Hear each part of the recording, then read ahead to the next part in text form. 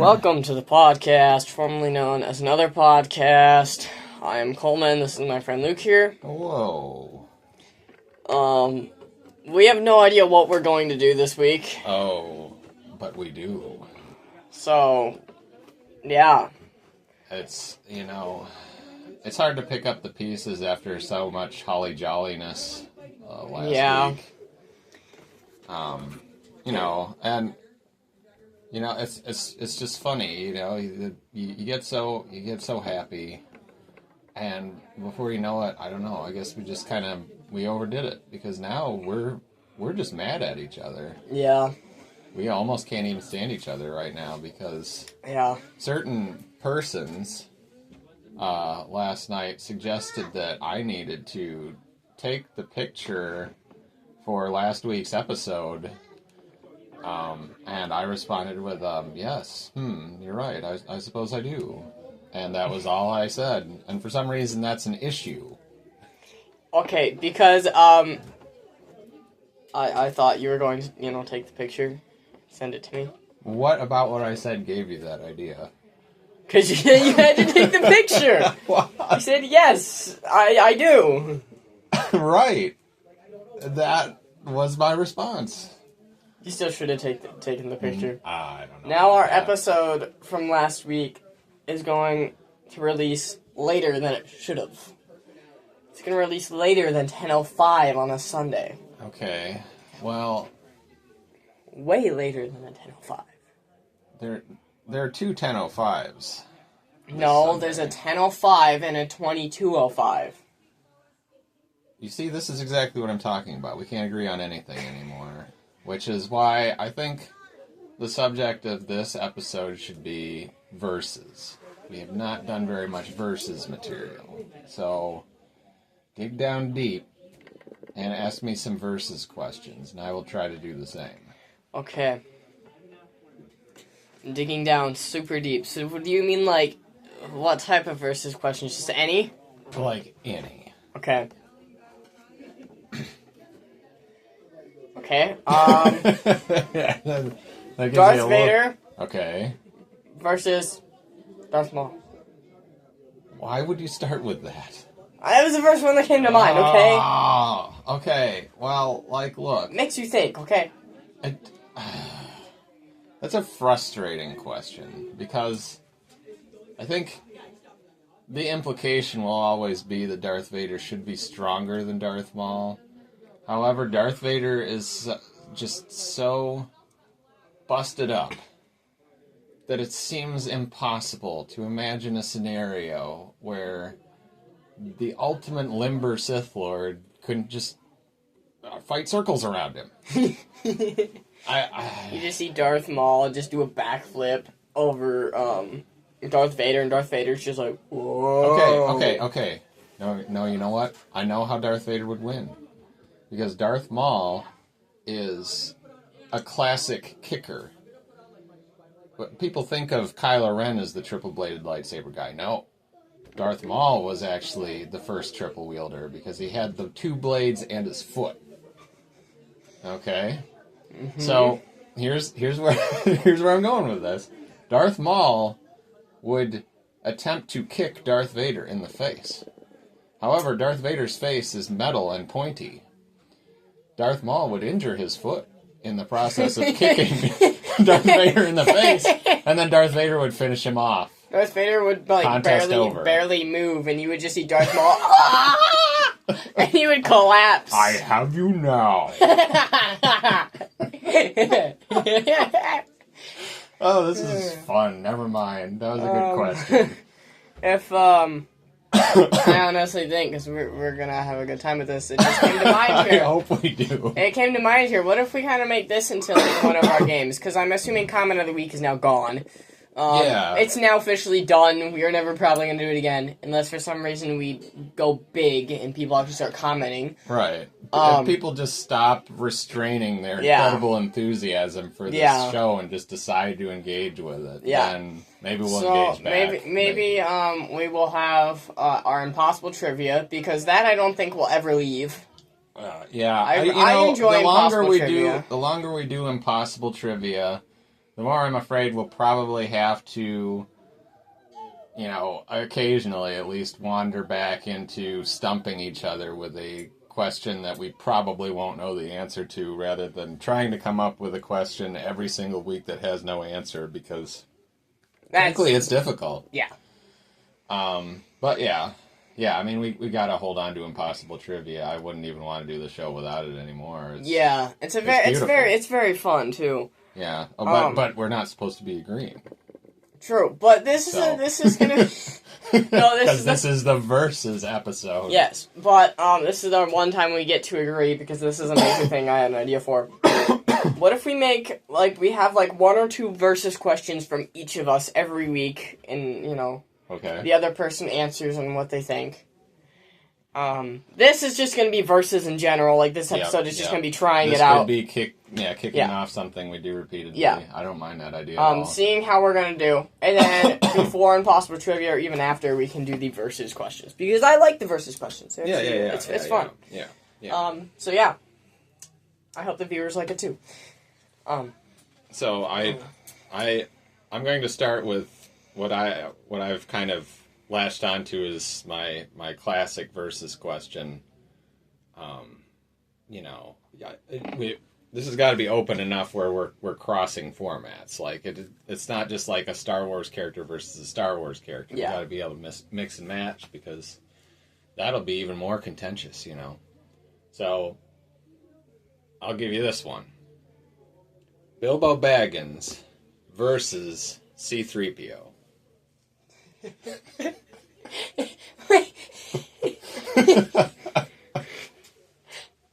Okay. First of all, I think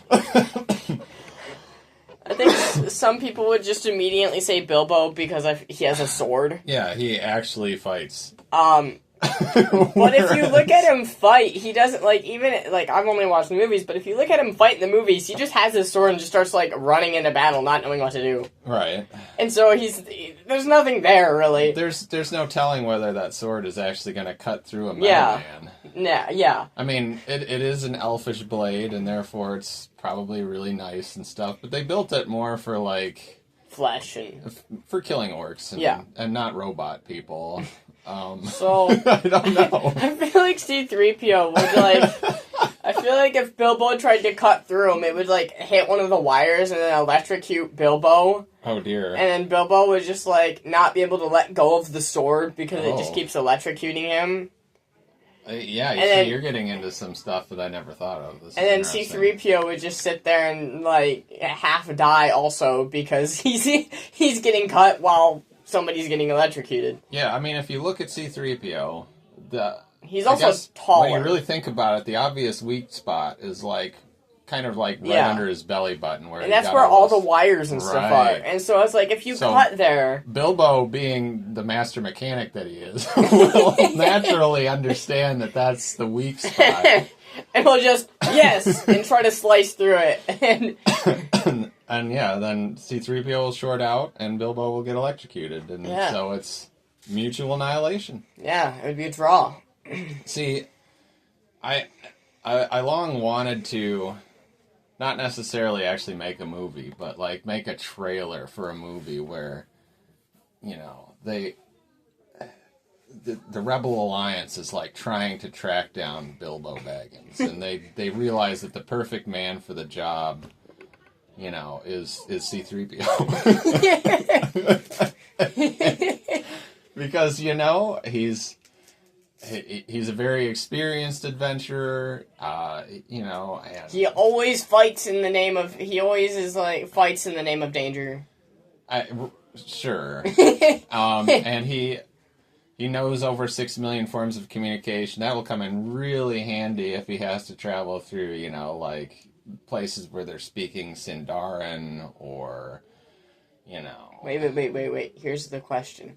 He has 6 million forms of languages, right? Yeah. So, do you think, Hinduism, Spanish... Hinduism is not a language. Sorry. That is a belief Hebrew. system. Hebrew. Okay. Hebrew, Spanish, French, all that. Do you think Earth's languages are in his communication? Or do you think it's just all, like, Star Wars aliens? I mean, it only really makes sense if they only know the forms of communication that are in their own galaxy. I don't know how you... I mean, like, okay, you gotta think, Star Wars being a long time ago, you know, all the languages we speak today, most of them wouldn't exist. Those that do would be radically different. I mean, we don't necessarily have a great appreciation for how incredibly much language changes over time, but it does. I mean, the way English is spelled now, I mean, you wouldn't even be able to read the way English was spelled Yeah. a bazillion years ago or whatever. Like, V's and U's got switched around. Lowercase s's used to look exactly like lowercase f's. This is like colonial era stuff. Like, there's this really important moment in Cheers where Woody Harrelson is running for some kind of civic office. So he decided that he was going to read, you know, the Declaration of Independence to get some grounding in Americanness. And he somehow got a copy on it, or got a hold of an old enough copy where he read Life, Liberty, and the Pursuit of Happiness.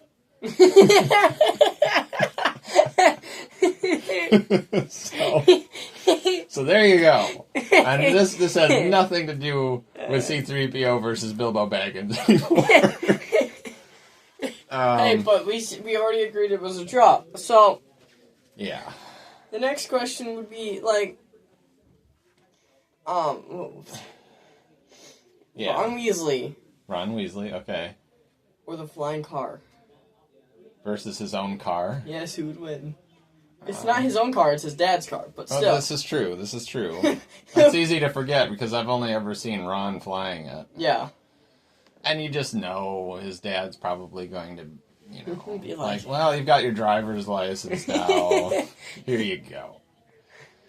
Well, we did see in the movies and in the books, like, it was like, Molly Weasley was like, Arthur, can you believe they flew your car? And he immediately looks at the kids and goes, how did it go? And was like so excited. How did it go? Yep. Classic mom versus dad. Maybe it's the Weasley parents we should be pitting against each other. So in a contest between a child And a car. yes, any kind of automotive whatsoever, I'm usually picking the vehicle. But I don't think this is any exception. But the child has magic. He's also a complete screw up. That is very true. He would probably try to like stop the car and turn it into an even bigger car and get run over even worse. He'd probably try to stop the car and it would just like zoom. It would like not stop it. It would probably speed it up. Yeah. Yeah. Anything he attempted to do would backfire, as his wand often did. So you're saying the car's winning? The car is hands down the winner. Okay then. Wait. What about the Whomping Willow? Or the Rancor? The tree that can beat the crap out of you, or the thing that can also beat the crap out of you? I think the tree is probably significantly bigger than the Rancor, and can probably honestly move faster, which is a horrible thing to have to say. Like, I'm sorry, but a plant moves faster than you do. I'm taking the Willow over the Rancor for sure. The Rancor's like, there's that one Rancor who's like, I'm so fast, I'm so strong, I can beat anything. And then they're like, oh really? Puts him in an arena with a tree, and he's like, this is easy. He takes one step and knockout. Yep. Yeah, I could see that happening, for sure. I mean, you know, we've seen what happens when a Rancor gets whopped over the head. Yeah. That's it. Yeah. So. Wait, does that mean Luke Skywalker only had to use that bone that he had and hit the Rancor on the head? I guess we'll never know. Because if that's all he had to do, then he did all that fighting. I mean, okay, yeah. When you're talking about a giant, like, mechanical gate with spikes on the bottom, I guess there's probably more going on than simply, well, Yeah. it got hit over the head, so it was dead. But Nah, I don't know. The Weeping Willow thing has the Whomping, the Whooping Willow, the Wishy-Washy Willow. The Wishy-Washy Willow. Had large talons, right? Or yeah, it kind of had spikes and stuff on it. And it had very spikes are a confirmed weakness of a Rancor. It had very big branches, and it kind of had clubs on its branches. So, if I was gonna pick a Star Wars critter to stand a better chance of beating it, I would pick like an Acklay. The Tauntaun. The Tauntaun. What is Tauntaun? The Tauntaun walks up to it. Oh. Thump. It's dead. Yeah. Tauntauns can't go toe-to-toe with nothing. I might pick an alpaca llama in a fight against a Tauntaun. And see what happens. Yeah, the llama might win, honestly. It's true, though. Yeah. I mean, you know, when you watch movies like The Emperor's New Groove, for instance, you begin to see that llamas are really quite resourceful creatures at least when they're formerly human. So you just can't count a llama out.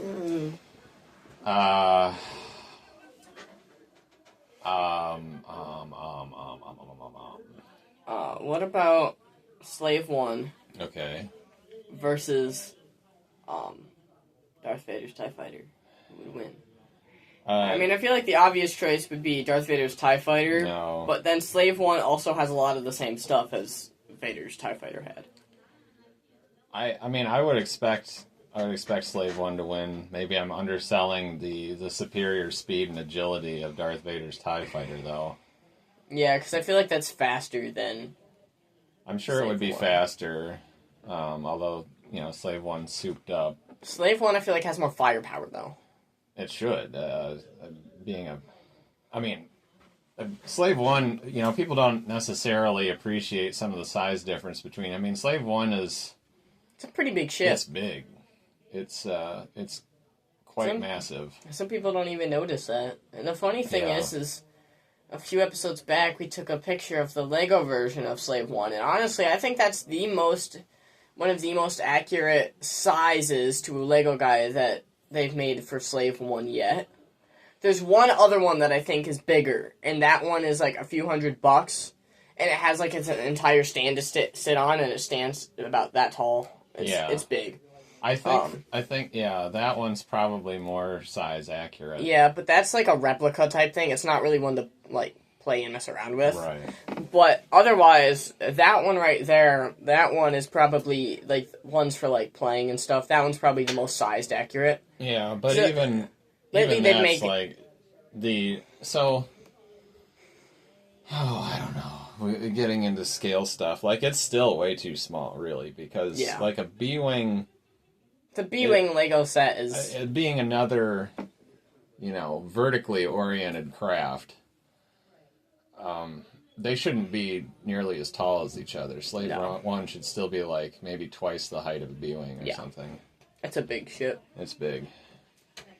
But, I don't know. I need to ask you another one, and I can't think of any. Yeah, because this is going to be a new thing from now on. Yeah. Even though it's not going to be the entire episode like this one pretty much is going to be. Right. Yeah, maybe I just need to be able to come up with one in between episodes, because I hit you with a good one right away, and now I don't know. Like, I'm trying to think I'd rather cross formats, but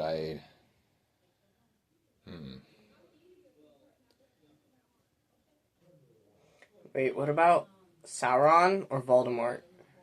Sauron or Voldemort? But here's the question: Are we going to be talking about Sauron himself with the ring, or his eye?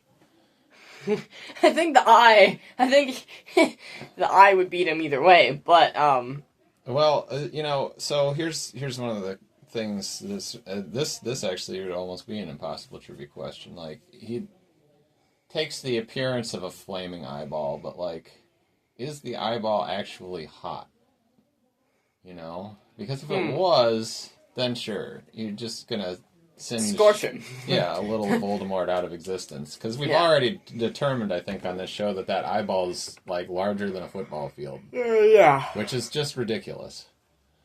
Football fields are big. Yeah, I mean, anybody that's ever, seen a football field knows that. Considering I'm on one almost every Friday. Right. And me too, like 20 million years ago. I was in marching band. Yeah. Wasn't just you, buddy. Yeah, but I'm superior. I'm the superior marching band. Well, now, just because your band wins every competition and mine never did anything well the whole time I was a part of it, doesn't mean... Yeah, but I'm the better marching bander than you. I think bander's not a word. But okay, so that's the ultimate versus question, maybe. You versus me. Yeah. I pick you. In all fairness. It doesn't even matter what we're talking about. No, it doesn't matter. It's just you. Yeah. Like any possible competition, congratulations, you win. Unless it's a one-armed push-up. Then we both lose. Right, yeah. But, I still need to think of an impossible trivia question. Yeah, and I'd like to give you one more versus question, but I'm just having so much trouble.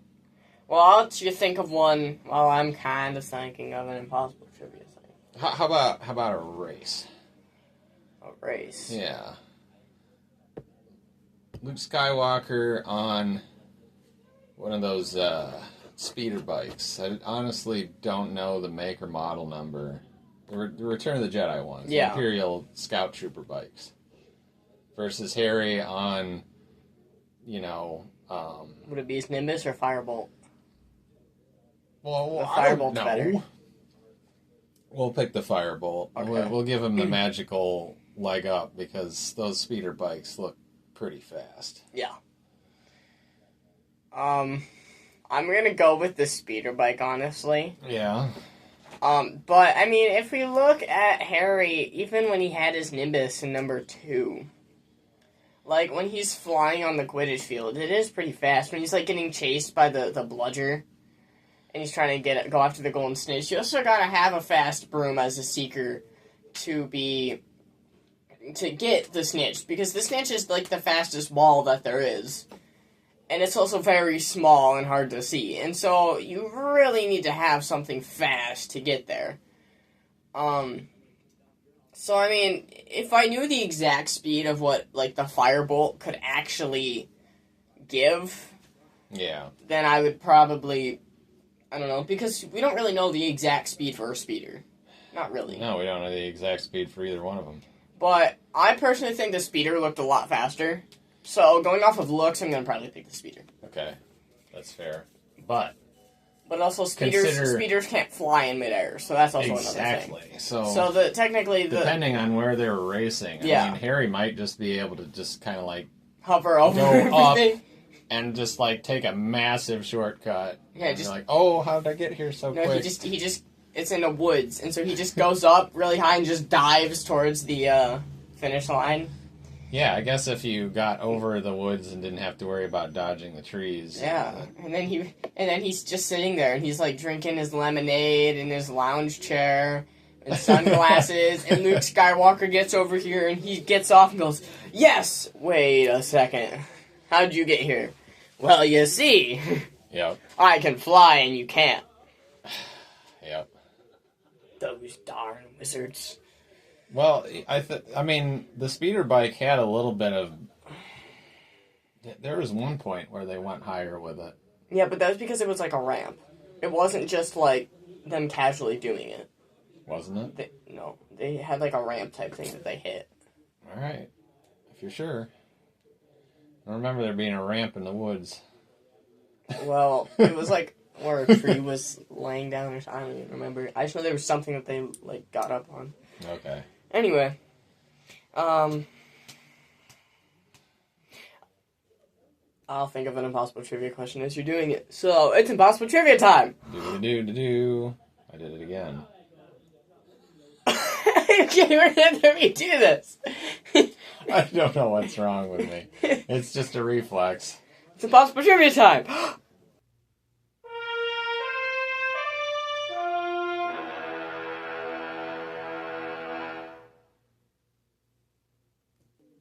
Okay. Oh man. So yeah, I don't.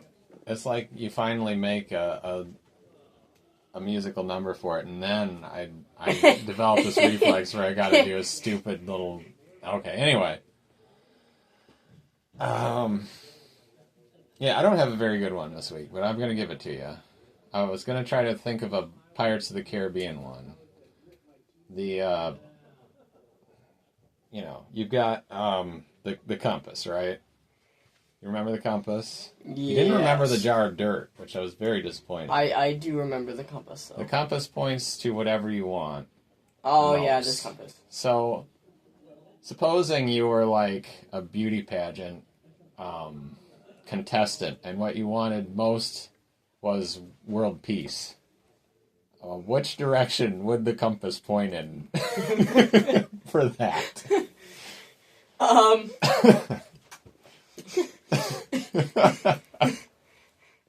What world peace? The compass just points straight up. It has not even north, just up. Nope, it just sticks straight up. Okay, that's all it does. Right. The compass just looks at you, calls you an idiot, and just points straight up.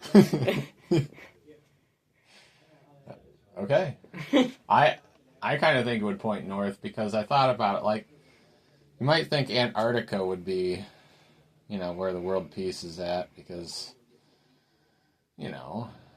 it's so remote that hardly anyone lives there. But people have been like, a bunch of countries are just like carving it up.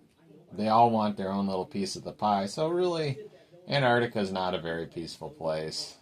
Everybody's fighting over the nothing out there. But then the North Pole, I mean, nobody's trying to get that. They've all respected Santa Claus's claim on it, and yeah. But the problem is, of course, with that entire logic, it's just the fact that world peace would tend to include the world and not just a region of it. So yeah. I don't know what I'm talking about. I still think it would just it would literally spell the words "you're an idiot" and then just point straight up. Morse code. A compass should be able to communicate in Morse code. Just click, click, click, click, click, click, click, click, click, click, click, and then point straight up. My impossible trivia question, because yes, I found one within that time again. I don't know how you do it. So, Crookshanks, Hermione's cat, is a very, very intelligent cat in the books. Okay. In the movies, they did not show this. Okay. But she is a very, very, very intelligent cat. She's so smart, why didn't she eat Ron's rat? She actually tried several times. Okay, well, she literally had tried to kill the cat. The rat. The rat. Okay. Anyway, so... Well, then I respect the intelligence of this cat. Why was the cat so intelligent? Just by dint of being a cat, I think. Cats are so much more intelligent than, for instance, I don't know, dogs. Well, yeah, but, the cat had, if you watch or read the books, the cat had, it's like the cat knew... It took an IQ test and scored over 100. It's like the cat knew what the heck was going on before anybody else did. Okay. And so the question is why was he just so intelligent? I'm sort of intrigued by the fact that this is an impossible trivia question. Is it impossible? I have to, I guess, ask what kind of impossible is it? Is it you just expect me not to know? Or is it literally that there's no answer? There is just no answer. Really? Well, Yeah, that is the very funny thing is interesting. like reading the books as myself, even with my mom, 'cause she was reading them too. Like we both expected like the cat to actually be something, like how like they can turn into dogs and stuff. Right. We expected it to be like a Professor McGonagall type thing, Oh. but then the rat was that, and Crookshanks was just a cat, and we were like, what? Like the cat just like knew what the heck was going on. Well, in good writing, there's occasionally always those mysteries that the answer is never explored. So maybe that was just what she intended when she wrote the cat. Like, Yeah. you got to think there's something going on here, and you keep wondering, and you never get to know. Yep. Moral of the story. But I was actually very shocked about how Crookshanks, like, how intelligent she was, and then it was just like, there's no answer. Like, it's just, she's an intelligent cat. There you go. Yep. That was literally it. I was actually very surprised, but, we've hit 30 minutes. I thought this was actually... How did that happen? I didn't think it was going to hit 30. But anyway. Long-winded again. This was another great and long episode of the podcast, formerly known as Another Podcast. I am Coleman. This is my friend Luke here. Yep. And tell us how you think you liked the Versus episode, and if you think that the game should, keep going. Anyway. Because it's going to happen whether you like it or not. Let's be real here. But anyway, I think this is a wrap. Yep. Bye.